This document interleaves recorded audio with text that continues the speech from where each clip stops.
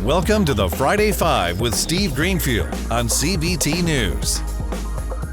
Welcome to this week's Friday Five, where we recap the last week's automotive technology deals. This is Steve Greenfield from Automotive Ventures, and thanks for joining us. I've been on the road traveling to visit dealerships across the country to support our new DealerFund, the goal of which is to help dealerships invest in early-stage automotive technology companies that help their businesses. It's been very valuable hearing from dealers about how they think the future will unfold, about the most important industry factors that will affect their dealerships, and how we can work together to identify technology companies that address their biggest needs. I'll plan on reporting back on some of our most important findings as we continue to traverse the country speaking with dealers about our new DealerFund. So with that, let's get right into this week's AutoTech deals. First up this week, DealerBuilt, an enterprise dealer management system provider for retail dealerships, announced the acquisition of Vistadash, a leading agnostic marketing intelligence program that helps the automotive industry standardize digital metrics to create a fair baseline measurement of digital performance. Financial details of this deal were not disclosed. DealerBuilt said that this acquisition signifies continued progress in its plans to shape the future of automotive retail.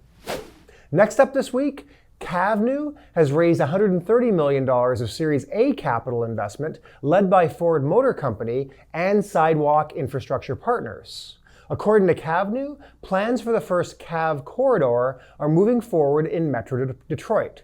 Working with MDOT, Kavnu said they've identified a 25-mile segment of I-94 between Detroit and Ann Arbor that would serve as the first highway for autonomous vehicles. Cav lanes, as they're called, according to the company, will provide a variety of benefits. The plan will be to have shuttles that can bring people into areas, allow autonomous vehicles using the lanes to communicate with each other to move faster and more safely, but will also accommodate mixed traffic. Next up this week, Group 14 Technologies, a global manufacturer and supplier of advanced silicon carbon technology for lithium silicon batteries, has raised $400 million in Series C funding led by Porsche. To deliver to customers including Porsche subsidiary Cellforce Group, Group 14 plans to break ground on its second commercial-scale battery factory in the US to stay ahead of demand from markets reliant on high-performance batteries. To meet fast-approaching targets worldwide for vehicle electrification and EV adoption, Group 14's next-generation materials help lithium silicon batteries deliver 50% higher performance than traditional lithium-ion batteries, eliminating range and charge anxiety. As automakers pledge to electrify fleets, OEMs are turning to lithium silicon technologies, which are fully compatible with existing manufacturing facilities and processes, over other industry alternatives to bring premier performance and reach cost parity with internal combustion engines. And finally this week, PayByCar, the mobile payment startup responsible for providing pay-by-text payments at gas stations across Massachusetts, has announced the completion of a $4 million seed round of funding. PayByCar allows customers with toll transponders like EasyPass or PayByCar windshield stickers to perform contactless payments on gas purchases at participating locations from their mobile device without ever having to touch the pump screen or use cash, credit cards, or mobile apps. PayByCar users simply pay by confirming a text message when they drive into a participating location without ever having to open their wallet or touch the fuel dispenser keypad. In addition to eliminating multiple points of touching public surfaces, the process also cuts transaction time in half. So with that, let's transition to our companies to watch. Every week, we highlight interesting companies in the automotive technology space to keep an eye on.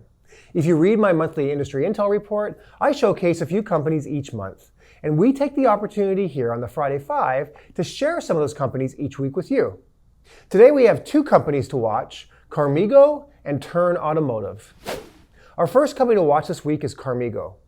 Carmigo is an online vehicle marketplace connecting individual sellers with dealers in a one-day auction.